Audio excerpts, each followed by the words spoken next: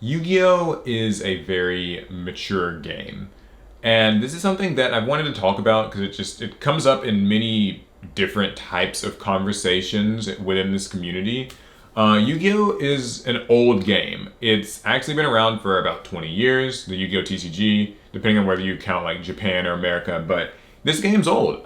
People have been playing it for a really long time, and a mature game has certain qualities that younger or newer games won't necessarily have, or that just will work a little bit differently.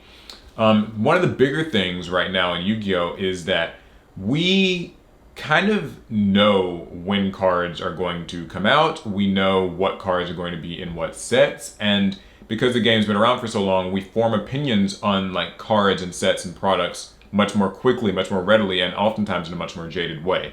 So if we were to rewind like 10 or more years ago, when a new set came out, basically the sneak peek of that set was kind of when you'd find out about, the cards that were in the set.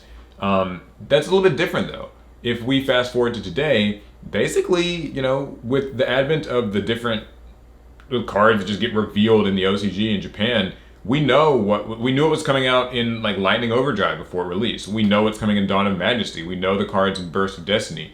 We know the majority of cards in new sets before they release. Now there are exceptions. There's of course the world premiere cards or like TCG exclusive archetypes, whatever you want to call them. Those can still be a bit of a pleasant surprise, but generally speaking, we kind of know about cards, and because this has been the trend for the last several years, feels like, just this the ubiquity of the internet and just information being so well known, so quickly spread. Everybody kind of forms opinions on archetypes and forms opinions on cards and strategies long before those cards and strategies release. I think there's some ups and downs to this that maybe I'll get into in a bit, but it means that it's tough to be surprised or taken kind of taken aback by a new product, and I think that it's resulted in some jadedness within our community, myself included. By the way, I'm not saying I'm like excluded from this, but like when you know what an entire new archetype is before it comes out, it's easy to gauge if you want to buy it or not. But it also means that it affects prices in advance before a product releases, and that can kind of take a little bit of the fun out of it. It can also take a little bit of the fun out of like finding out a neat, cool tech card in a set that like just released and no one's entirely sure like how it's going to affect the game. Might be like an extreme example, but I actually remember things like Max C, for instance, or Tour Guide from the Underworld that on release didn't actually, like, they weren't necessarily seen as super powerful cards, but then like over time sort of became that way. I think these days you don't really get as much of that. When you see all the cards that are coming out in a new set, or at least all the major ones, you kind of the community forms its opinions very quickly. I mean, anytime a new archetype's released, you can look on YouTube within the next 24 hours and people have already kind of started to play around with the deck, and in some cases broken the deck. Like they found the most, optimal or maybe even degenerate combo or whatever. They might have discovered some FTK. For instance, this Flunderee's archetype, it's supposed to be coming in Burst of Destiny, I believe, and it looks really promising and all that, but the fact of the matter is, we really probably shouldn't, quote unquote, officially know what these cards are or what they do. We should just know that, whatever they tell us in the product announcement blurb. Now, it's cool to know like that this archetype is looking strong, and that's neat, and that maybe you want to buy cards, but it also means like Rise of the Mega Monarch has already kind of spiked in price, and it's like, I don't know, sometimes I feel a bit mixed about that. And the jadedness also really shows. Something that I hear a lot of people talk about in just discussions and stuff is how like we're sometimes just too harsh on new cards. And I certainly share this belief. Sometimes when a new card gets released, the community is so quick to sort of be like, this card is godly and broken, or this card is trash and it's garbage. And it's for cards that sometimes we won't actually see realized in the TCG for like 4, 5, 6 months down the line, but like we've already kind of decided like, nope, not impressed. And I think that that's something that, because the game is so mature, we have such a good idea, I guess, collectively of what makes a good card and what makes a bad card. So in that way, it feels as though we maybe lost a bit of the childlike wonder. Now, I know that makes me sound like a freaking Yugi boomer. Like, I'm not saying that we need to go back to just normal summoning vanillas and ending our turn. That's not what I mean. But I do like, or I did like when the game kind of cards released and people kind of had to form their opinions on cards closer to release, and cards could sort of like not be great early on, but then sort of come into their own later. It happens today, but it's just much less common. Like when a major card comes out in a set, we kind of already know from the jump, like how it's going to be used, how impactful it's going to be.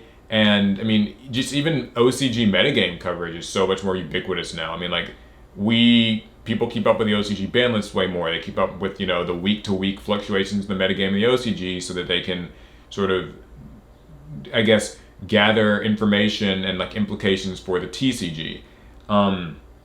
So, that's like one thing. Another interesting thing about this game being mature is that it means that because Yu-Gi-Oh! Has been around for so long, I think Konami is less.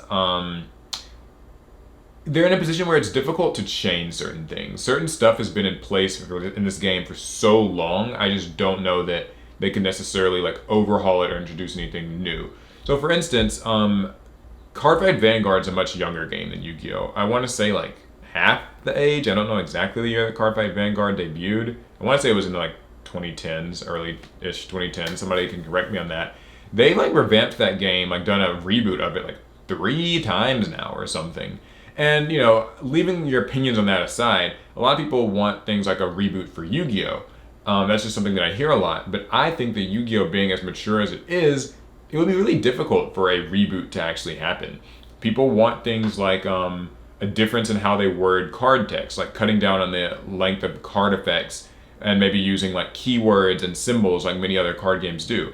But because there's such a large card pool, because this game is so mature, it would be very difficult to reprint a lot of these old cards with this new errata. I mean, erratas as they are already kind of a complication in the game because of like, problem-solving card text. There's still like a load of cards that don't have problem-solving card text, and that already is a little bit funky. So many things like that feel like they're just so set in stone that they are unlikely to change. Another thing with the age of Yu-Gi-Oh! 2 is it sort of seems like it's affected the player base. Now this is something it's more cultural and like there's other factors involved, but Yu-Gi-Oh!'s heyday per se is over. The lightning in a bottle, early 2000s, cult phenomenon type of thing. That's not really here anymore, but also like we've got an aging demographic of people who play Yu-Gi-Oh! When I check my channel analytics, and I've seen other creators talk about this too, I don't get loads of views, from teenagers or certainly anything younger, I wouldn't know. But, lots of views come from people in their 20s and 30s, and that's fine. There's nothing wrong with that. I feel like this is coming off as like doom and gloom, so I don't mean for this video to seem like too negative. It probably already seems like that way, but hopefully you don't think that. It's just an observations thing. A lot of the players are older. This is good because it means that because we're older, it's a lot easier for people to travel independently. I remember when I was playing the game as a teenager, like I just really couldn't go to regionals. I didn't have a car to drive to anything like that, and I certainly couldn't like book a flight ticket. But these days, it's a lot more common for people to drive and fly and go to tournaments and things like that.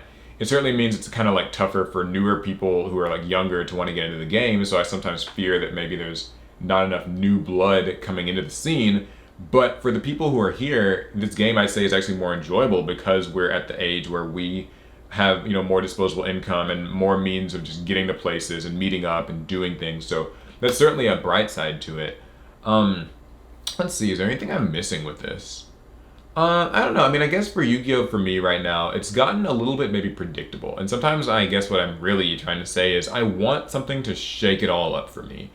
Like, I still build decks. I still like doing all of that. I mean, I've sort of taken a break from playing competitively. I haven't really kept up with that part of the game really since like COVID started, and it's I've vaguely kept up like in the peripheral, and that might change when events come back. So I don't want to say like I'm like you post quitting. No, it's not like that.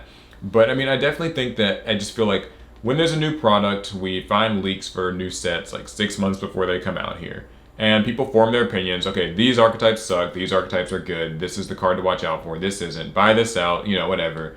The ban list feels so routine, like people already can just sort of guess what's going to get hit just because like this is how the ban lists always work. I guess I sometimes want something to surprise me in this game more often. You know, like I would like to maybe see Konami do a crazy ban list that's really unpredictable. Or maybe, you know, even like just release an entire set that's like just world premiere cards or just TCG exclusives and like no one knows. There's no leaks. At least, I mean, obviously there's always gonna be like some leak a few days before, but like I really want to see, you know, something that's like a big shock. Something that really kind of makes me feel a little bit more alive in Yu-Gi-Oh! Again. I feel like sometimes I'm just, you know, we're just running through the motions. Okay, I mean, I guess that's all I have to say about it. I don't know, just with mature games, this is kind of just what you expect. I'm not saying it's like a bad thing. I'm trying not to say this like doom and gloom.